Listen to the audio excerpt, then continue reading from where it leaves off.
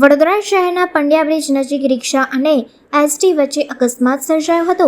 ઈજાગ્રસ્ત પેસેન્જરને સારવાર અર્થે હોસ્પિટલ ખાતે લઈ જવામાં આવ્યા હતા। વડોદરા શહેરના સ્ટેશનથી પંડ્યા બ્રિજ જતા લક્ષ્મી ગરનાળા પાસે રિક્ષા અને એસટી બસ વચ્ચે અકસ્માત સર્જાયો હતો।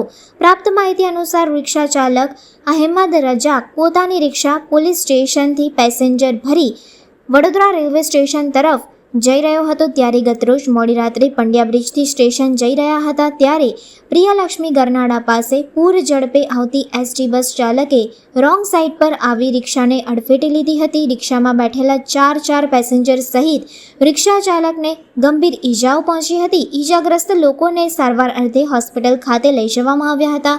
પેસેન્જર સહિત રિક્ષા ચાલકનો આ બાદ બચાવ થયો હતો। રિક્ષાને ભારે નુકસાન થયું હતું। આ અકસ્માતની જાણ પોલીસને થતાં સયાજગંજ પોલીસ ઘટના સ્થળે દોડી ગઈ હતી। અકસ્માત કઈ રીતે સર્જાયો હતો એ દિશામાં તપાસ કરી રિક્ષા ચાલકની પૂછપરછ કરી હતી।